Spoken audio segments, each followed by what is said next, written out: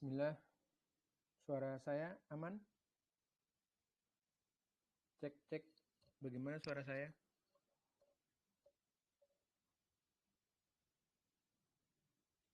Suara saya aman ya? Baik. Bismillahirrahmanirrahim. Alhamdulillahi rabbil alamin. Wabihi nasta'inu ala umuri dunya waddin. Wa usalli wa usallimu ala ashrafil anbiya'i wal mursalin. Wa ala alihi wa ashabihi wa man tabi'ahum bi ihsanin ila yaumiddin amma ba'd.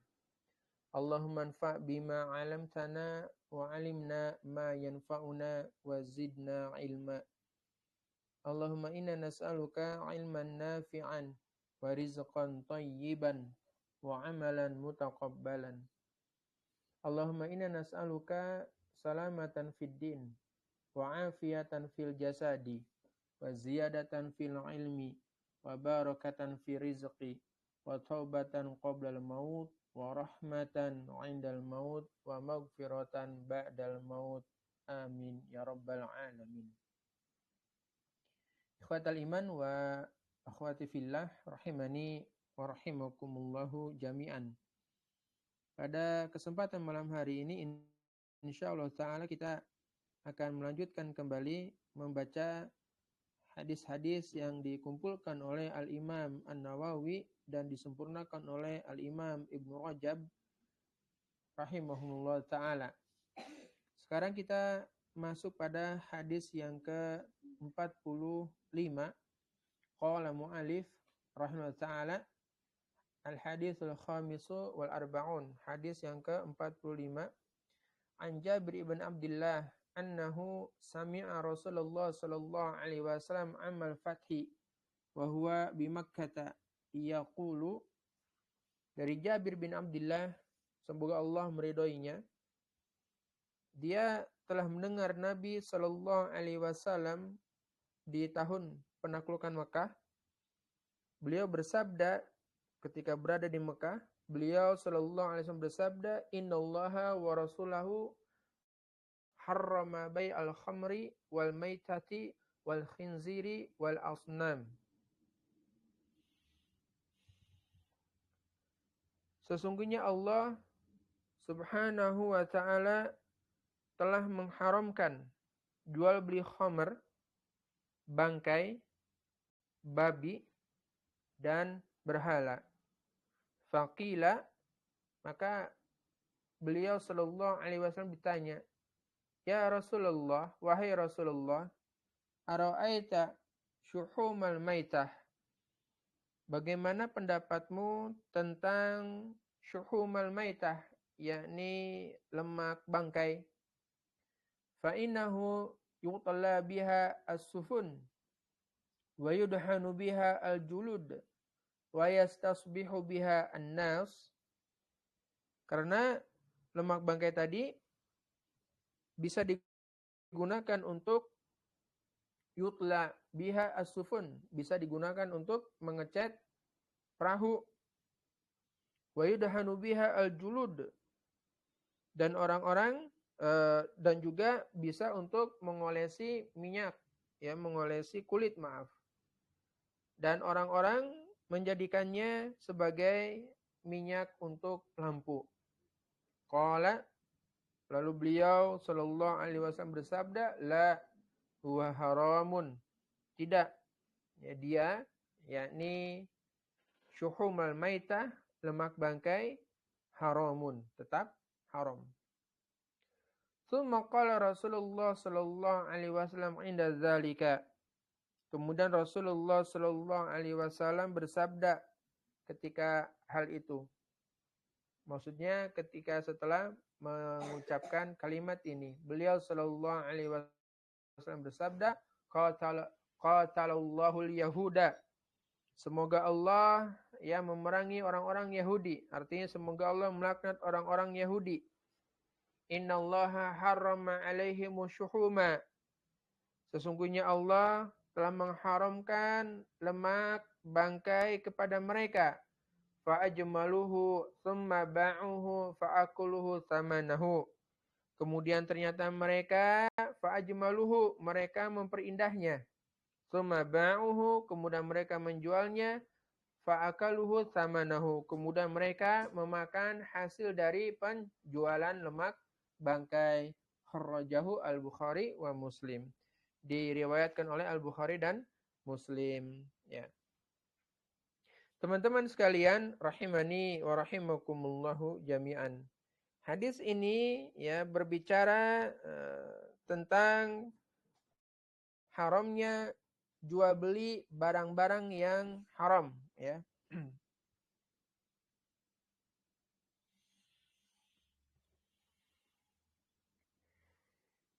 Bahwa setiap apa saja yang Allah Subhanahu wa taala haramkan untuk diambil manfaatnya, maka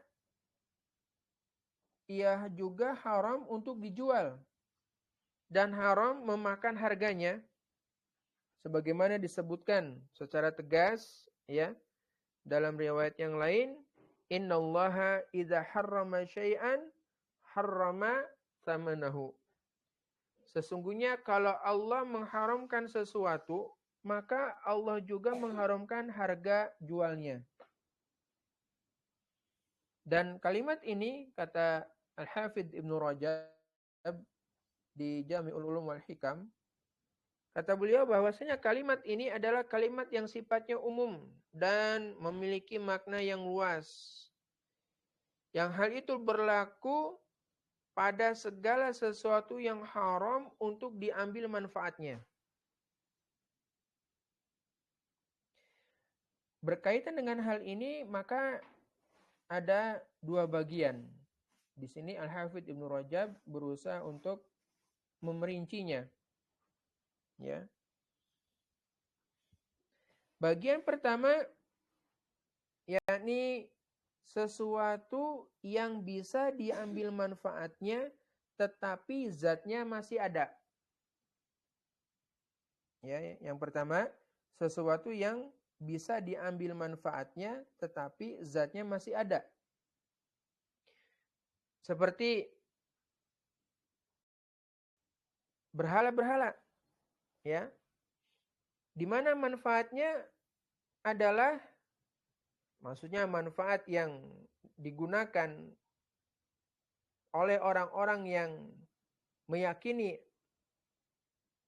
tentang hal tersebut, yaitu mereka melakukan perbuatan syirik kepada Allah Subhanahu wa taala. Dan tentu ini adalah maksiat yang paling besar secara mutlak. Ya. Zatnya ada dan dia bisa diambil manfaatnya. Maksudnya diambil manfaatnya itu punya fungsi. Disamakan dengan hal itu adalah setiap apa saja yang manfaatnya sesuatu yang diharamkan. Seperti buku-buku yang mengajarkan kesyirikan. Nah, maksudnya dia kan buku-buku itu bisa diambil ininya, apa namanya, manfaatnya, bisa diambil ilmu yang ada di dalam buku tersebut. Ya. Zatnya dan tetap ada, yaitu buku zatnya. Jadi setiap apa saja yang manfaatnya adalah sesuatu yang diharamkan, seperti buku-buku yang mengajarkan kesyirikan, kemaksiatan, atau mengajarkan sihir, ya, bid'ah dan seterusnya. Begitu pula gambar-gambar yang diharamkan, ya, dan seterusnya, maka ya, itu diharamkan. Ini bagian pertama, yaitu sesuatu yang bisa diambil manfaatnya, tapi zatnya tetap ada. Nah, bagian yang kedua yaitu sesuatu yang dapat diambil manfaatnya, akan tetapi zatnya hilang. Zatnya tidak ada. Atau zatnya menjadi musnah. Nah, kalau yang menjadi tujuan yang paling besar darinya adalah sesuatu yang diharamkan, maka diharamkan menjualnya. Seperti diharamkannya menjual babi, khomer, dan bangkai. Ya, padahal pada sebagian dari hal ini ada manfaat-manfaat, ya, yang ada manfaat-manfaat yang tidak diharamkan ketika dalam suatu kondisi tertentu seperti keadaan yang darurat.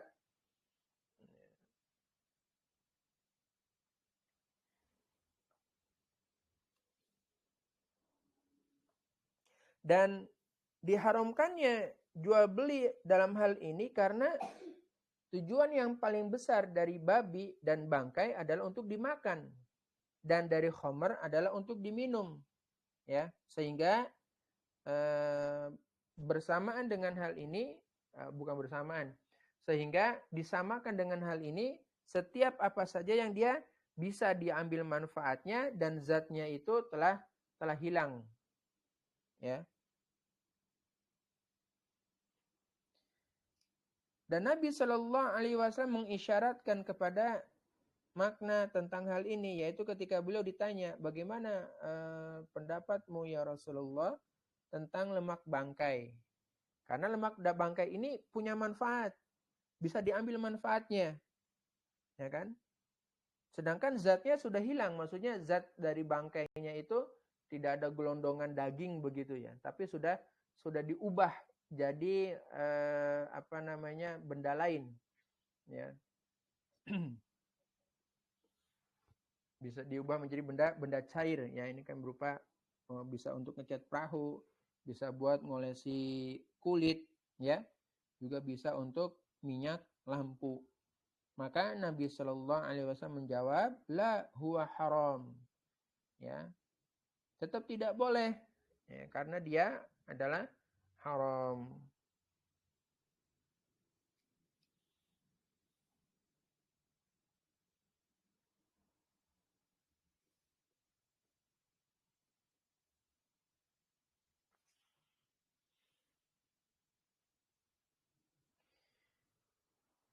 Begitu pula berkaitan dengan masalah najisnya kulit yang belum disamak. Ya, najisnya kulit yang belum disamak. Maka mayoritas ulama mereka melarang menjualnya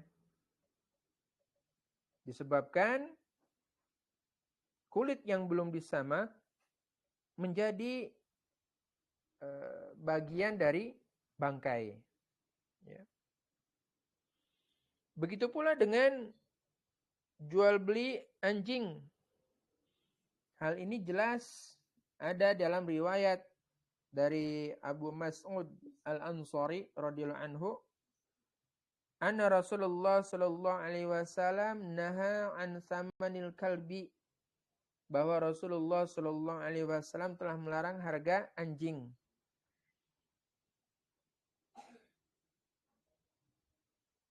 Cuman para ulama beda pendapat tentang menjual anjing, dan mayoritas ulama mengharamkannya, ya. Akan tetapi sebagian dari mereka ada yang memberikan keringanan dengan membolehkan menjual anjing yang memang boleh untuk dipelihara, yakni seperti anjing untuk berburu, ya.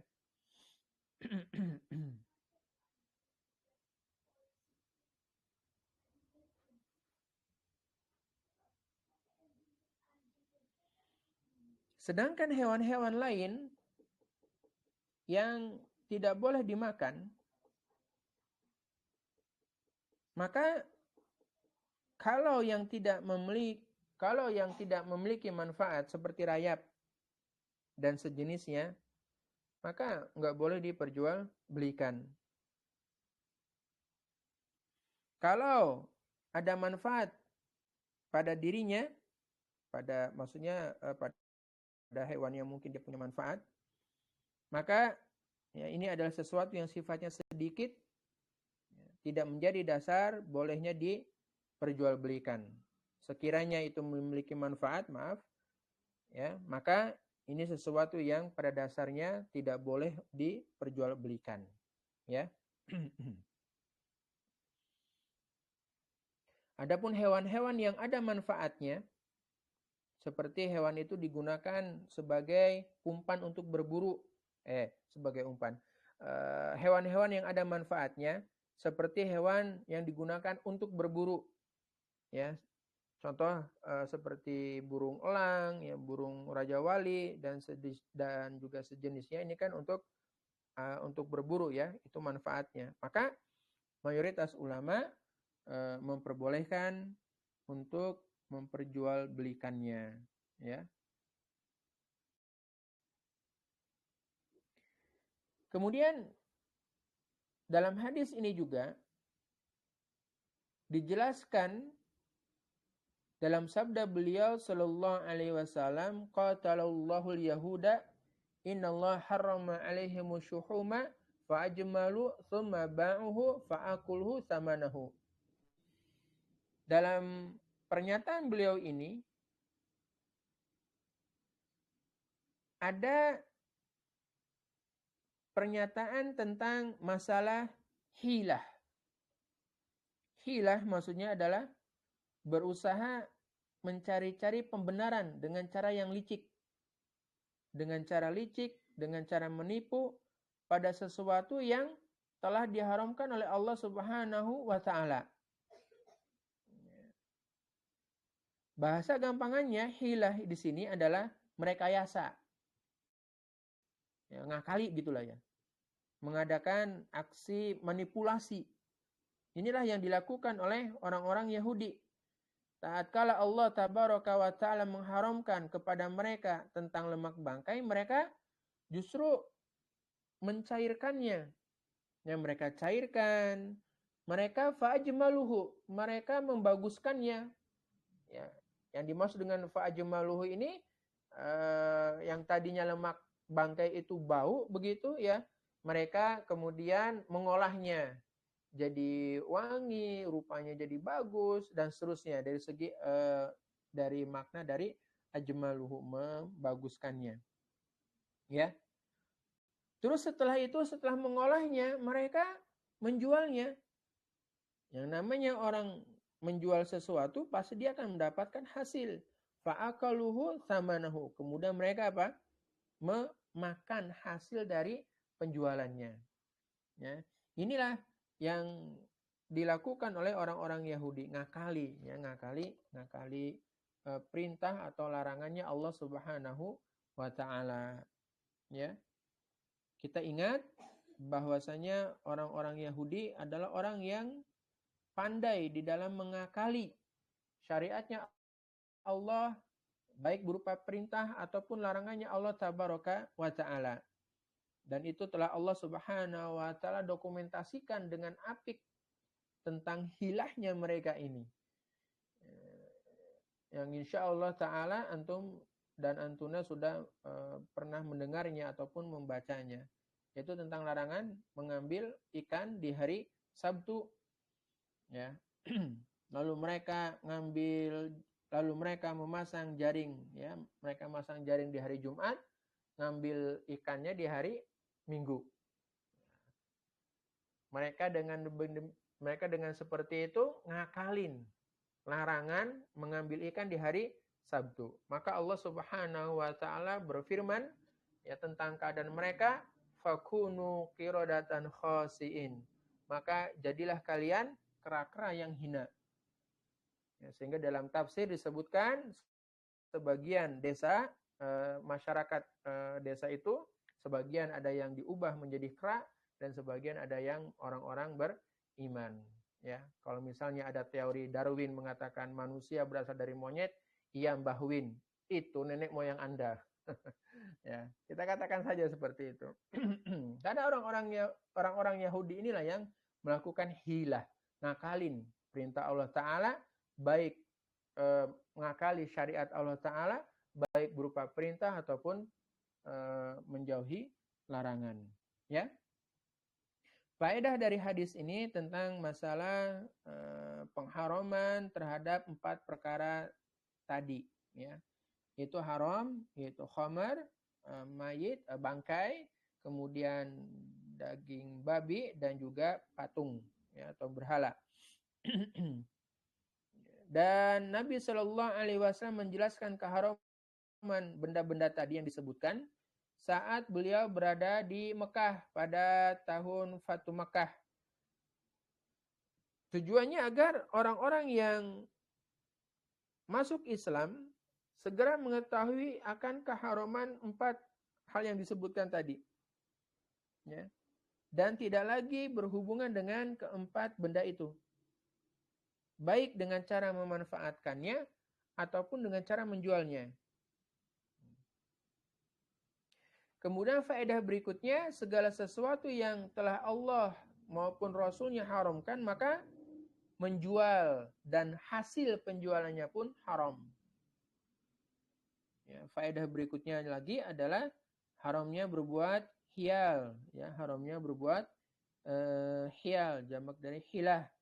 Yang membuat rekayasa atau manipulasi agar bisa tetap menghalalkan apa-apa yang Allah haramkan.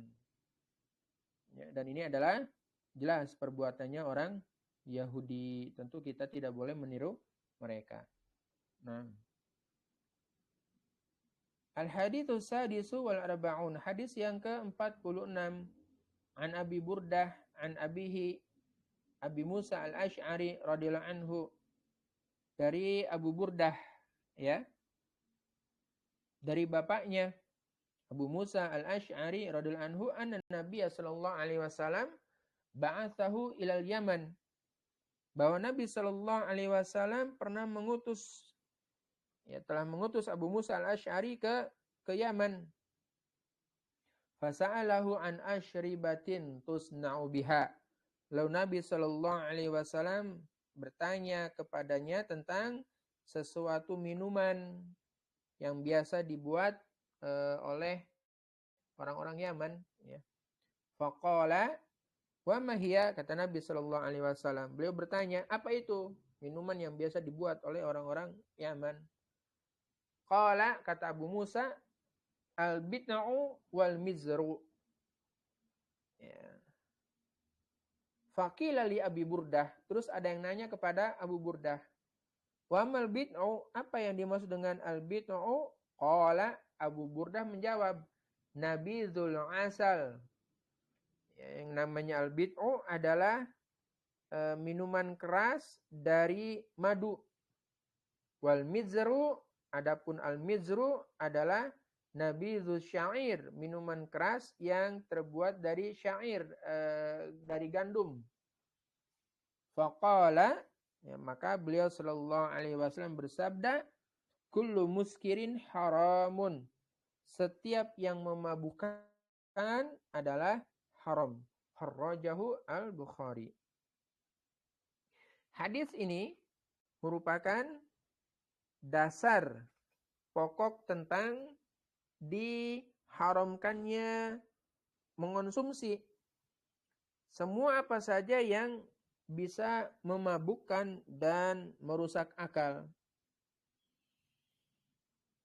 Yang tadi disebutkan al-bid'u dan al-mizru, ya, itu merupakan di antara minuman-minuman yang biasa dikonsumsi di Yaman. Saat kala Rasulullah Shallallahu Alaihi Wasallam mengutus Abu Musa al-Asy'ari. Jadi boleh kita katakan, ya itulah minuman kebiasaannya masyarakat di sana ketika itu. Dan ilat maksudnya alasan.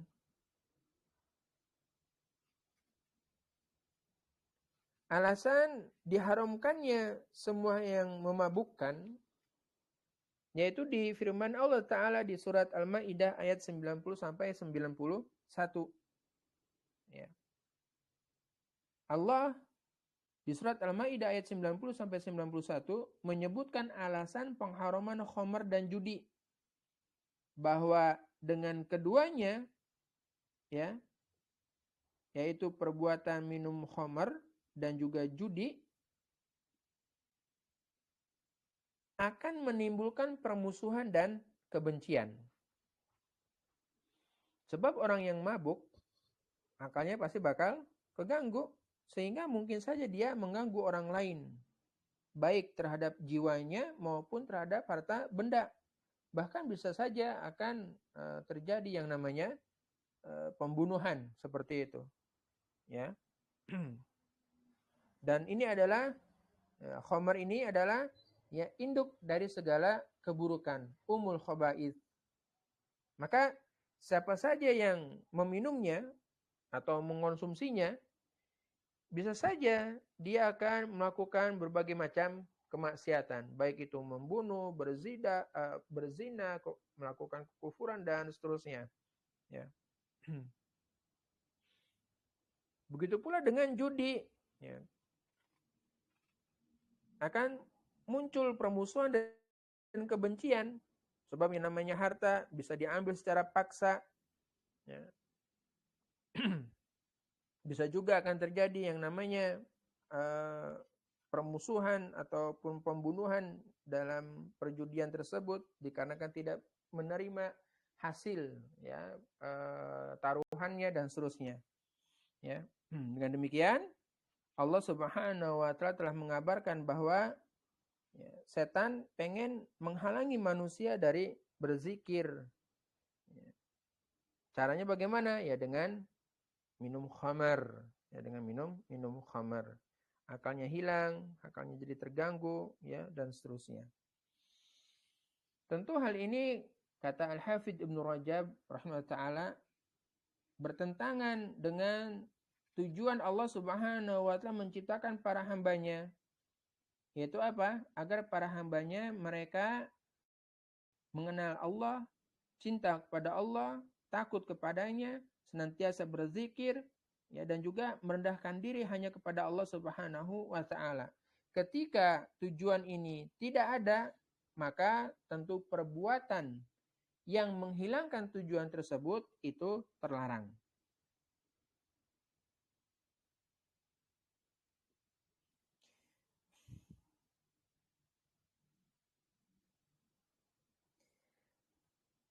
Terdapat beberapa hadis yang mencapai derajat mutawatir, ya. Di antaranya adalah dari sahabat Ibnu Umar radhiyallahu anhuma, dari Nabi sallallahu alaihi wasallam, beliau bersabda, kullu muskirin khamrun wa kullu khamrin haramun. Setiap yang memabukkan adalah khamr dan setiap khamr adalah haram. Ya. Ini merupakan pendapatnya jumhur ulama kaum muslimin, baik dari kalangan para sahabat, tabi'in, dan juga orang-orang setelah mereka yang tersebar di berbagai penjuru negeri. Bahkan terdapat pernyataan yang sangat tegas, ya, tentang larangan mengonsumsi walau sedikit dari sesuatu zat yang kalau dikonsumsi dalam jumlah banyak bisa memabukkan. Yaitu dari hadis Jabir radhiyallahu anhu, dari Nabi sallallahu alaihi wasallam beliau bersabda, ma'askara kathiruhu faqaliluhu haram. Setiap yang bisa memabukkan kalau dikonsumsi dalam jumlah banyak, maka dikonsumsi dalam jumlah sedikit juga haram. Ya. Lalu Al-Hafidz Ibnu Rajab beliau menyampaikan tentang masalah pembagian zat yang memabukkan dan mengganggu akal itu ada dua macam, kata beliau. Ya, zat yang memabukkan dan mengganggu akal itu ada dua macam. Yang pertama kata beliau bahwa yang pertama zat yang memiliki rasa nikmat dan memabukkan. Ya, zat yang memiliki rasa nikmat dan memabukkan. Maka inilah khamar yang diharamkan untuk diminum. Ya, untuk dikonsumsi. Sebagian sekelompok ulama ada yang mengatakan sama aja, baik yang memabukkannya itu zatnya berupa zat bendanya padat atau cair, ya. dimakan atau diminum, baik dari jenis biji-bijian, buah-buahan, susu atau yang lainnya.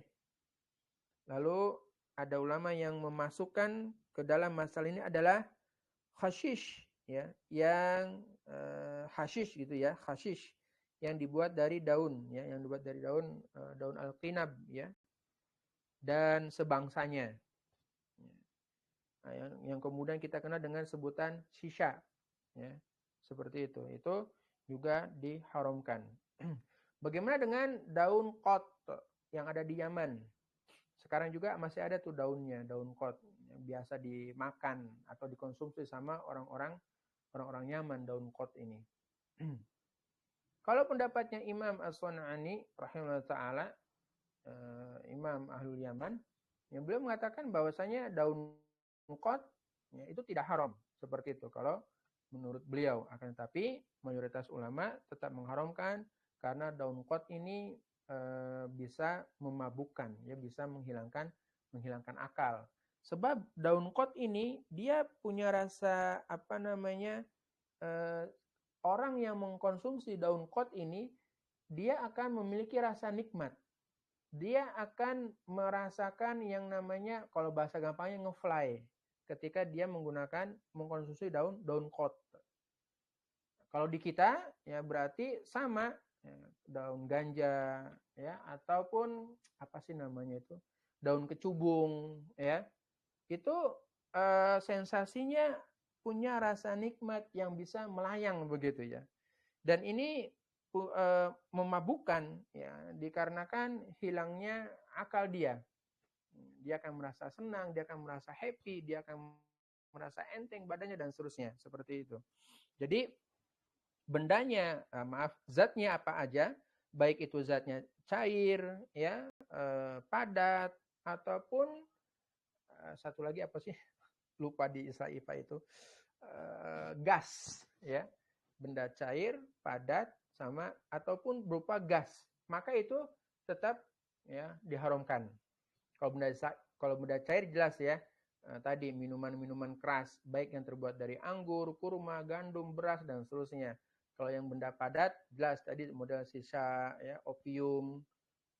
Adapun yang berupa gas yang dihisap, ya, opium dihisap, ya, ataupun heroin yang dihisap dan seterusnya, maka itu juga apa namanya, diharamkan, ya. Ada jenis benda, ada jenis zat lain nggak selain 3 tadi? Zat cair, kemudian apa namanya, padat, kemudian gas. Kayaknya 3 itu ya semuanya itu. Baik. Kemudian yang kedua kata Ibnu Rajab rahimahullah taala, kalau tadi yang pertama yang punya rasa nikmat dan memabukkan. Nah, yang kedua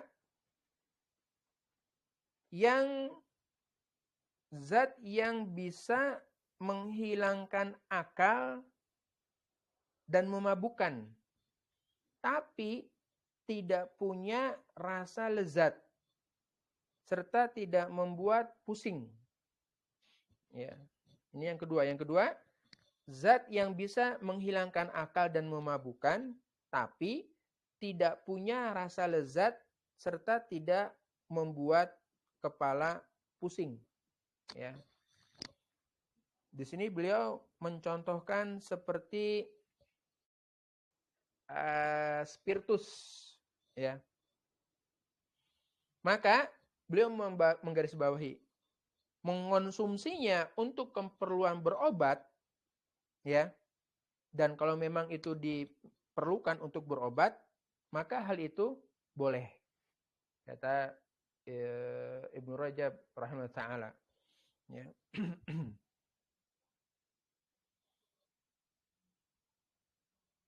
Ya, cuman kalau ternyata spiritusnya campur zat lain, ya tetap aja nggak boleh, ya. Spiritusnya campur apa misalnya, air kelapa misalnya, atau campur obat lain misalnya, ya, tetap saja nanti ujung-ujungnya muncul, ya, rasa ngefly tadi. Nah, adapun mengenai hukuman had, maka hukuman had kata Ibnu Rajab wajib ditegakkan karena mengonsumsi setiap apa saja yang memabukkan. Ya. Adapun bagi yang mengonsumsi memabukkan dan tidak membuat kepala pusing, juga tidak lezat, maka tidak ada hukuman had. Yang ada, kata Ibnu Rajab, adalah hukuman takzir. Hukuman takzir. Takzir itu hukuman atas kebijaksanaan dari hakim, dari qadi. Kalau had itu kan jelas hukumannya yang ada dalam Al-Quran dan As-Sunnah. Ya. Misalnya ada orang pengen mabok tapi dia pakai spiritus. Misalnya, pakai spiritus misalnya. Ya. Ya, akalnya biasa saja hilang. Dia mabuk tapi nggak lezat. Ya, minum spiritus itu tidak lezat seperti itu. Dan juga nggak membuat puyeng gitu. Seperti itu. Wallahu a'lam bishawab. Maka dia bisa terkena hukuman takzir, ya. Wallahu ta'ala a'lam bishawab. Faedah dari hadis ini, ya, yang pertama tentang semangatnya ya para sahabat ridwanullah alaihim ajma'in dalam rangka mencari pengetahuan hukum-hukum syariat. Faedah berikutnya tentang masalah sempurnanya syariat Islam ini, ya. Sehingga dengan demikian mencakup kaidah-kaidah yang umum. Seperti halnya ini tadi. Kul muskirin haramun. Setiap yang memabukkan. Maka itu adalah haram. Sehingga terbuat dari apapun zat yang memabukkan itu, ya tetap haram. Ya. Diolah dengan cara apapun juga, ketika dia itu muskir, ilatnya adalah muskir, maka itu adalah haram. Wallahu a'lamu bishawab. Ya. Hadis berikutnya, hadis yang ke-47. Anil Miqdam ibn Ma'ad. Ya.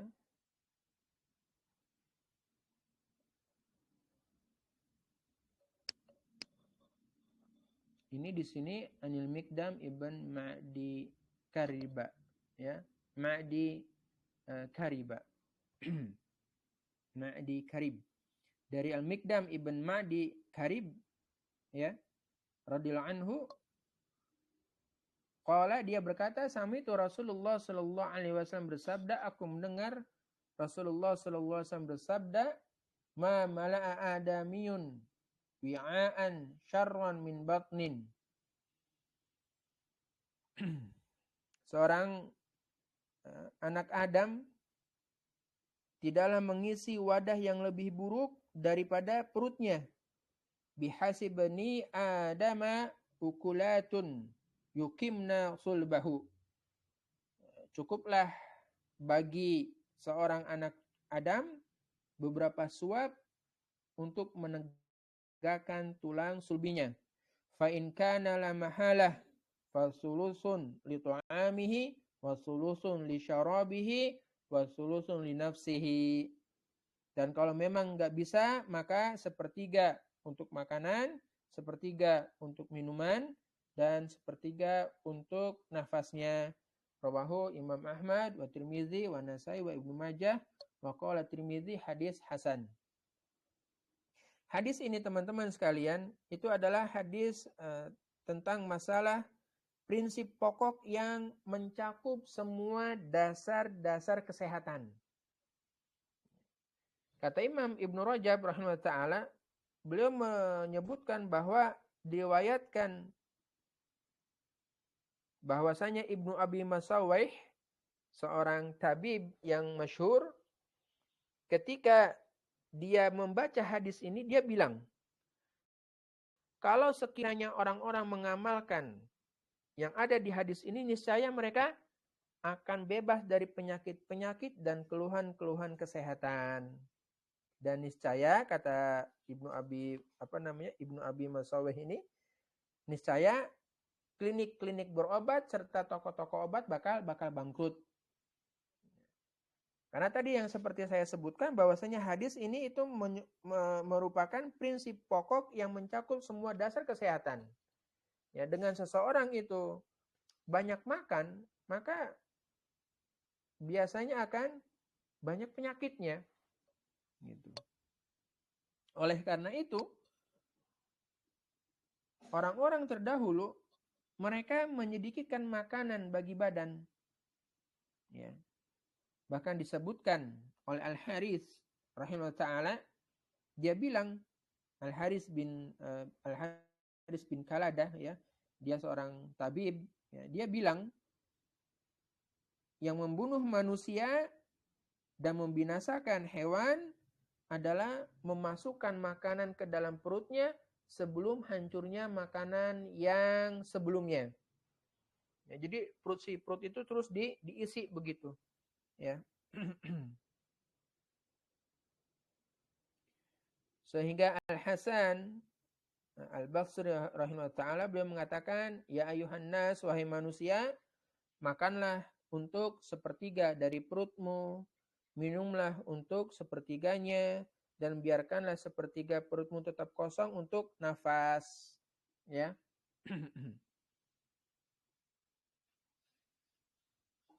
Dan dari Amr ibn Qais rahimahullah ta'ala beliau bilang, hindarilah banyak makan, karena banyak makan itu bisa menyebabkan kerasnya hati. Ya.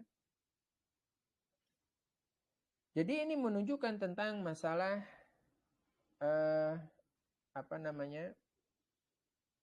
tercelanya makan yang berlebihan. Ya, tercelanya makan yang berlebihan. Dan seburuk-buruknya kantong yang dapat dipenuhi, diisi, yaitu perut. Karena perut dapat merasakan kekenyangan dan merupakan sumber penyakit. Dengan seseorang dia makan secara berlebihan, maka akan mengakibatkan malas, ya, lemah, ya, kemudian selalu pengen istirahat, dan seterusnya.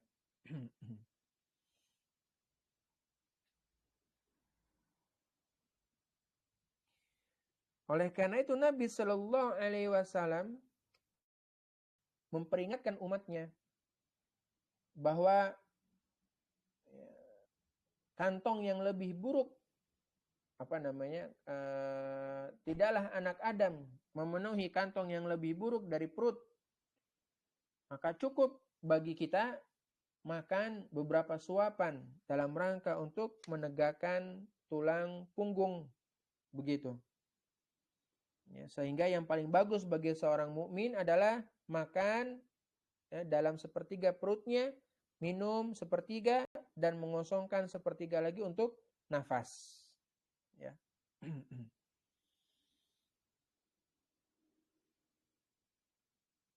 Faedah dari hadis ini yang pertama adalah tentang masalah penjelasan, ya, adab yang syar'i yang harus diperhatikan oleh seseorang yang mau makan, yaitu makan dalam kadar secukupnya. Kemudian faedah berikutnya adalah tentang masalah bahayanya perut yang kekenyangan, ya, karena bisa mengandung penyakit, ya, mengundang penyakit, ataupun malas, ataupun payah, begitu ya, capek dan seterusnya.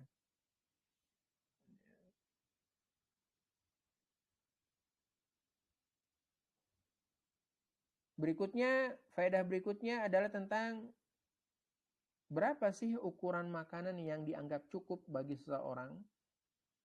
Maka ukuran makanan yang cukup, ya, bagi seseorang adalah yang sekiranya dapat membuatnya itu tetap bertahan hidup.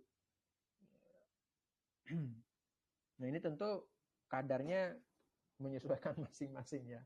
Al-Qur'an maksudnya di sini adalah tidak boleh makan terlalu kenyang, sehingga itu bisa kalau orang Jawa bilang begah begitu. Dia nggak bisa gerak, capek, sesak nafasnya dan seterusnya. Ya, seperti itu. Ya. Hadis berikutnya, hadis yang ke-48. An Abdullah ibn Umar radhiyallahu anhuma 'anin Nabi sallallahu alaihi wasallam. Dari Abdullah bin Umar radhiyallahu anhuma dari Nabi sallallahu alaihi wasallam, beliau bersabda, arba'un man kunna fihi kana munafiqan. Ada 4 perkara yang barang siapa keempat perkara ini ada pada dirinya, maka dia adalah orang munafik. Wa in kanat khoslatun minhunna fihi kanat fihi khoslatun minan nifaq hatta yada'aha.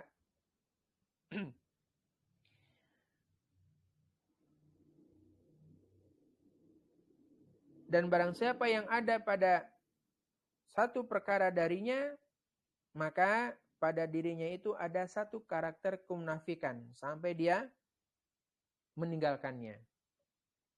Apa itu? Man idza haddatsa kadzaba. Orang yang kalau bicara dia dusta.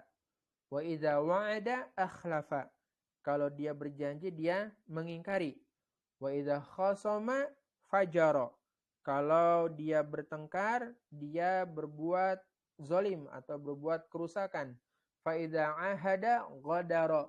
Kalau dia janji maka dia berkhianat atau membatalkan janjinya.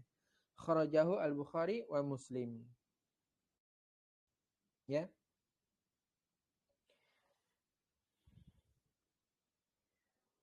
Munafik dari segi lughah, kata Imam Ibnu Rajab, dari segi bahasa termasuk dalam jenis makar atau tipu daya, yakni menampakkan kebaikan dan menyembunyikan apa-apa yang bertentangan dengannya di hati atau di batin.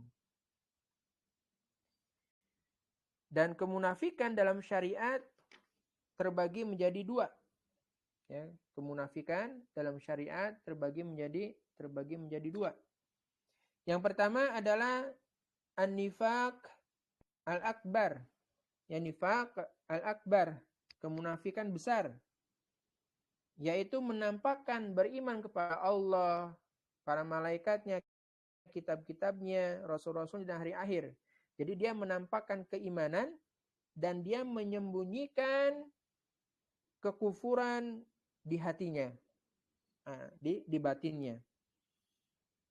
Dan ini adalah kemunafikan yang ada di zaman Nabi Sallallahu Alaihi Wasallam, dan makanya Al-Quranul Karim turun, ya, mencela para pelakunya serta memvonis orang-orang munafik sebagai orang kafir.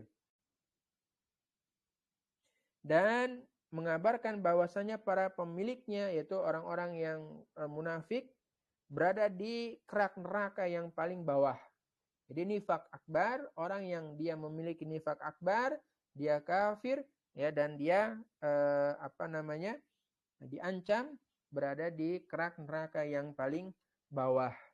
Ya, ini nifak akbar, menampakkan keimanan, menyembunyikan kekufuran. Ya. Dan nifak akbar jelas, ya, mengeluarkan seseorang dari Islam. Kemudian yang kedua yaitu an-nifaq al-asghar, kemunafikan kecil. Maksud dari kemunafikan kecil di sini adalah munafik amaliyah. Ya, kalau tadi nifaq akbar itu kan munafik secara i'tiqad.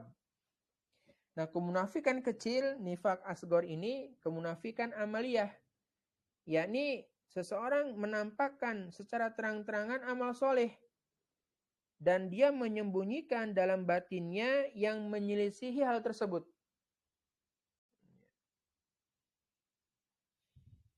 Nah, pokok kemunafikan yang jenis kedua ini, yaitu nifaq asghar, kembali kepada setiap hal yang disebutkan dalam hadis ini yang sedang kita bahas. Yang pertama, ya, berbicara tentang sesuatu pembicaraan, ya, dan orang-orang percaya, tapi ternyata dia bohong. Ya, ternyata dia bohong. Yang kedua, kalau dia janji, dia menyelisihi. Ya. Nah, berkaitan dengan masalah janji ini, itu ada dua macam. Pertama, berjanji dengan niat tidak akan memenuhi janjinya. Ya. Dan ini bentuk menyelisihi janji yang paling jelek. Karena di awal dia sudah tidak akan memenuhi janji tersebut. Ya. Dia janji ke orang lain, hatinya dia, emang saya nggak mau memenuhi janji kok, gitu ya. Kemudian yang kedua, dia berjanji dengan niat dia akan memenuhi janji tersebut, tetapi kemudian dia berubah pikiran. Ya. Sehingga akhirnya dia menyelisih janji yang dia ucapkan. Dan dia berubah pikirannya ini atau menyelisih janjinya ini tanpa uzur. Tanpa adanya uzur. Ya.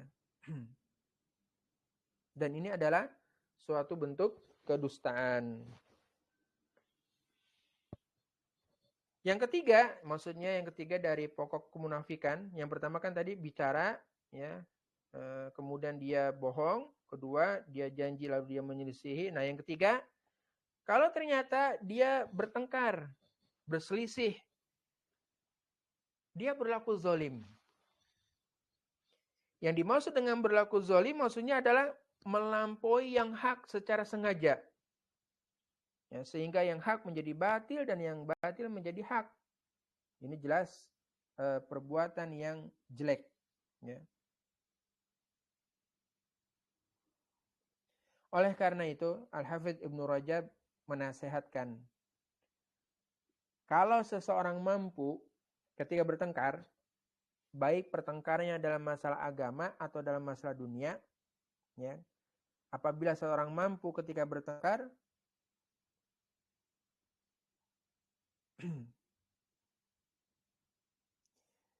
dia mampu untuk membela kebatilan, lalu dia berusaha menimbulkan kesan bagi orang yang mendengar bahwa dia berada dalam kebenaran, lalu dengan itu dia justru merendahkan kebenaran dan menampakkannya dalam bentuk yang batil, maka kata Ibnu Rajab, ini adalah di antara hal-hal yang haram, yang paling buruk, dan juga di antara sifat kemunafikan yang paling busuk.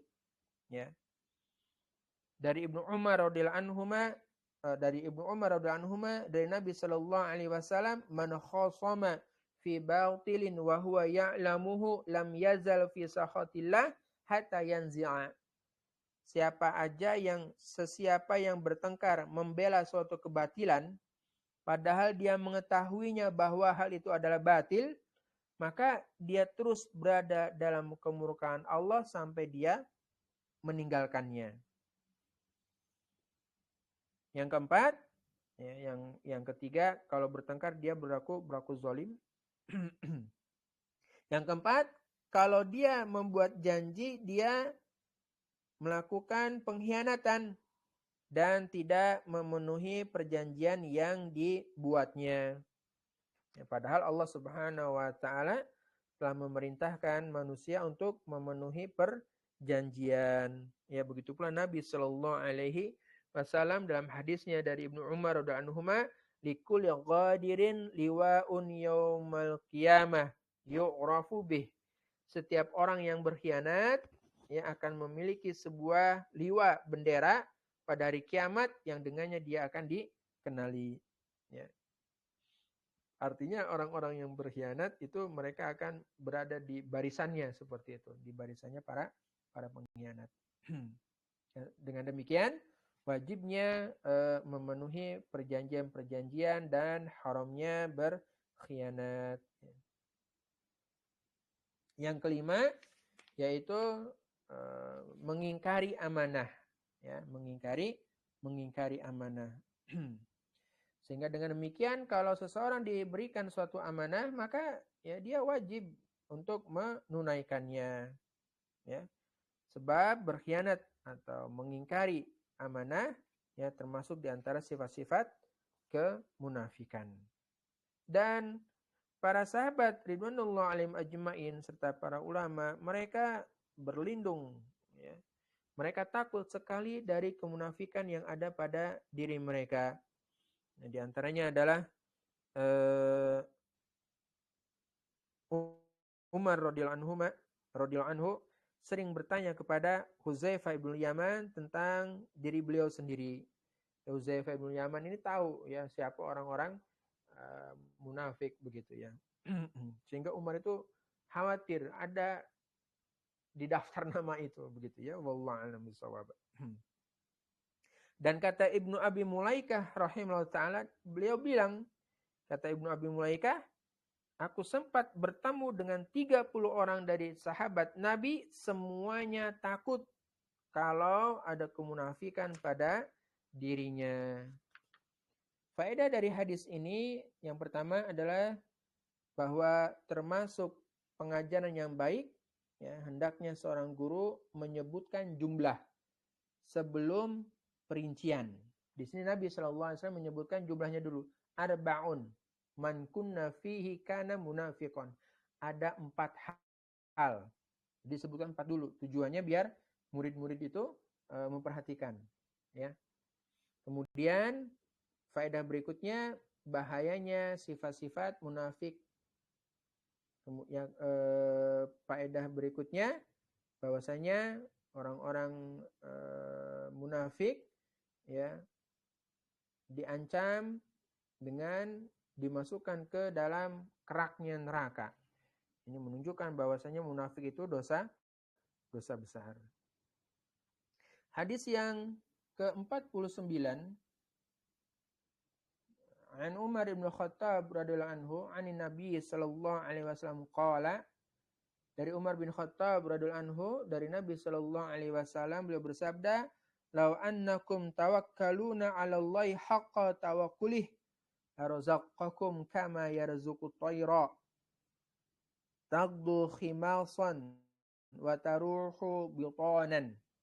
Kalau sekiranya kalian bertawakal kepada Allah dengan tawakal yang sebenarnya, niscaya Allah akan memberikan kalian rezeki sebagaimana Allah memberikan rezeki kepada burung yang dia pergi di pagi hari dalam keadaan perut kosong, lalu kembali di sore hari dalam keadaan perut yang kenyang. Rawahu diriwayatkan oleh Imam Ahmad dan Tirmizi, An-Nasai, Ibnu Majah, Ibnu Hibban dalam sahihnya dan Al-Hakim. Wa qala Tirmizi, At-Tirmizi mengatakan hasanun sahih. Hadis ini hadis yang hasan sahih. Hadis ini adalah hadis tentang masalah dasar atau pokok dalam hal tawakal kepada Allah. Dan bahwasanya tawakal merupakan di antara sebab-sebab diraihnya rezeki. Ya, sebab Allah Ta'ala berfirman di surat At-Talaq ayat 2-3, "Wa may yattaqillaha yaj'al lahu makhraja wa yarzuqhu min haitsu la yahtasib." Siapa yang bertakwa kepada Allah, niscaya Allah akan mengadakan jalan keluar baginya dan memberinya rezeki dari arah yang tidak disangka-sangka. Maksudnya, kalau sekiranya seseorang merealisasikan takwa dan tawakal dengan baik, niscaya hal itu cukup bagi mereka untuk kemaslahatan agama dan dunia mereka. Ya. Ikhwatal iman rahimani wa rahimakumullahu jami'an. Al-Hafidh Ibnu Rajab rahimahullah ta'ala, beliau menyampaikan bahwasanya hakikat tawakal maksudnya adalah kejujuran bersandarnya hati kepada Allah Subhanahu wa taala di dalam mendatangkan kemaslahatan dan mudarat baik dari urusan dunia ataupun urusan akhirat. Ya, ini. Dan kata Sa'id ibn Jubair rahimahullah ta'ala, dia mengatakan yang namanya tawakal adalah intisari iman. Lalu yang perlu kita ketahui bersama dan perlu kita garis bawahi, ya kita camkan baik-baik, bahwasanya merealisasikan tawakal tidak menafikan usaha. Nah, ya, jadi yang namanya merealisasikan tawakal tidak menafikan usaha. Kata Sahal At-Tustari rahimahullah ta'ala, dia bilang, siapa yang mencela usaha, ya, siapa yang mencela usaha, siapa yang mencela bekerja, siapa yang mencela ikhtiar, begitu, maka dia telah mencela as-sunnah. Dan siapa yang mencela tawakal, maka dia telah mencela iman. Ya.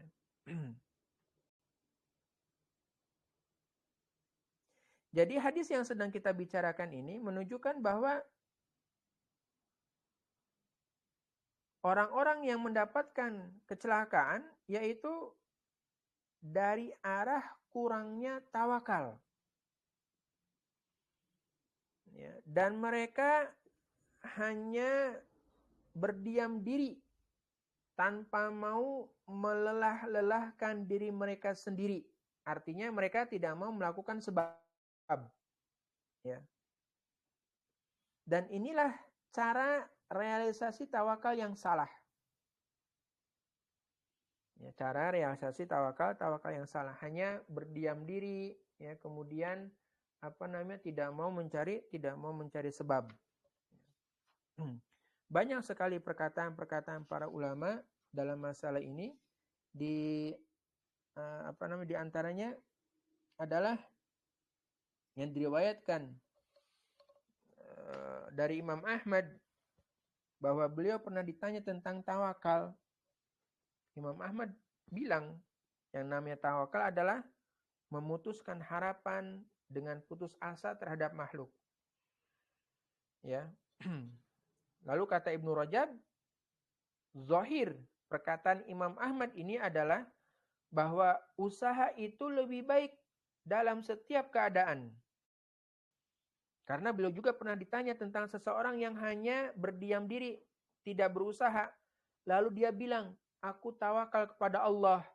Maka Imam Ahmad mengatakan, hendaklah semua orang yang bertawakal kepada Allah, ya, hendaknya semua orang yang bertawakal kepada Allah, mereka kembali kepada diri mereka sendiri dengan berusaha. Ya. Jadi tidaklah dikatakan aku bertawakal kepada Allah kecuali apa? Dia juga melakukan usaha, bukan cuma sekadar diam aja begitu, ya. Begitu. Sehingga tadi dikatakan di awal, ya, bahwa yang namanya tawakal tidaklah menafikan mencari sebab, ya. Tawakal tidak menafikan usaha, ya.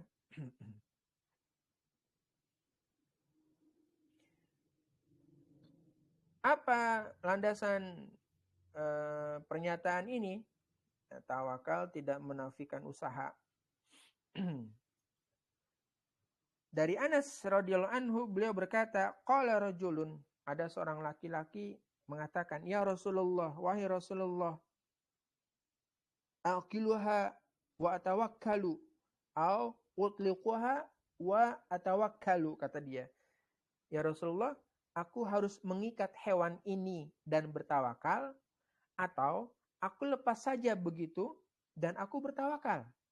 Apa jawaban Rasulullah sallallahu alaihi wasallam? Iqilha wa tawakkal. Ikatlah hewan itu dan bertawakallah kamu. Ya, seperti itu. Ini adalah isyarat yang menunjukkan bahwa yang namanya tawakal tidak menafikan melakukan sebab. Ya, jadi tawakal tidak menafikan melakukan usaha, tidak. Ya, karena Nabi SAW memerintahkan kepada orang itu untuk mengikat hewan itu. ya, dan bertawakal kepada Allah. Seperti itu. Faedah dari hadis ini yaitu wajibnya bertawakal kepada Allah, ya, bersandar kepada Allah dalam ya usaha mencari segala hal yang dibutuhkan atau yang diinginkan. Faedah yang kedua, bahwa melakukan usaha atau mengambil sebab dengan tetap bertawakal kepada Allah adalah realisasi tawakal yang benar. Dan ini tidak bertentangan dengan tawakal itu sendiri. Ya. Hadis yang terakhir, hadis yang ke-50. An Abdullah ibn Busr, ya, dari Abdullah ibn Busr radhiyallahu anhu, dia berkata, qala atan nabiyya sallallahu alaihi wasallam rajulun.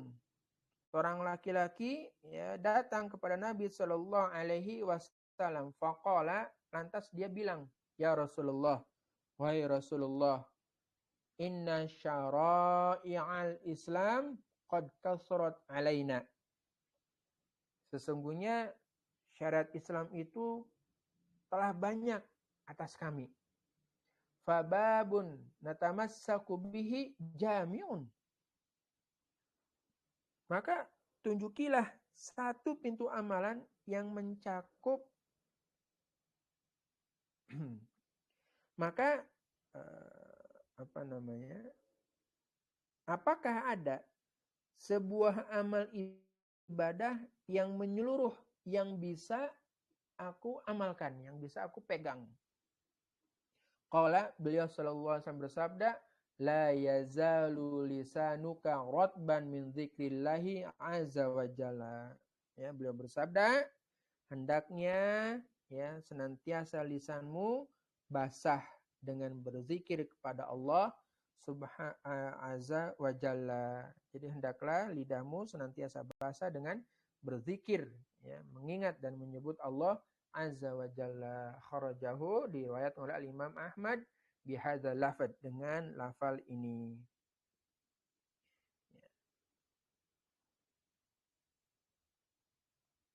Hadis ini merupakan di antara satu contoh dari contoh-contoh yang banyak tentang pertanyaan dari para sahabat ridwanullah alaihim ajmain, yang dimana mereka ya semangat untuk mengetahui kebaikan. Hadis ini berbicara tentang keutamaan berzikir, ya, keutamaan berzikir. Dan Allah Subhanahu wa taala telah mengingatkan orang-orang mukmin untuk berzikir dengan zikir yang banyak. Dan Allah Subhanahu wa taala juga memuji orang-orang yang berzikir. Di antaranya adalah di surat Al-Ahzab ayat 41 sampai 42. Ya ayyuhalladzina amanu dzkurullaha dzikran katsira wasabbihu bukrata wa asila. Wahai orang-orang yang beriman, ya, berzikirlah, mengingat dan menyebut Allah dengan zikir yang katsiran, yang banyak. Wasabbihuhu bukrata wa asila, dan bertasbihlah kepadanya di waktu pagi dan petang. Ya, ini diantara keutamaan ya berzikir, dan Allah Subhanahu wa taala memerintahkan orang-orang mukmin untuk berzikir ya dengan zikir yang banyak.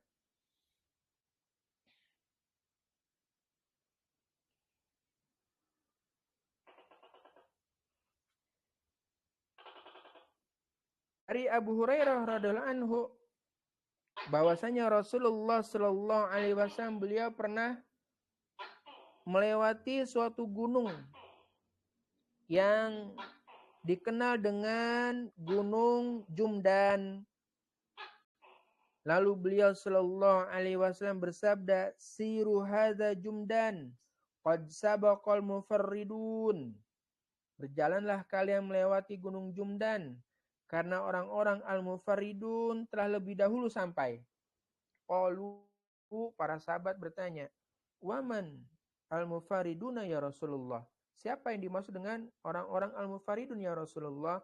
Qala, Rasulullah menjawab, Az-zakirunallaha katsira waz-zakirat. Al-mufarridun adalah laki-laki dan perempuan-perempuan yang mereka banyak berzikir kepada Allah.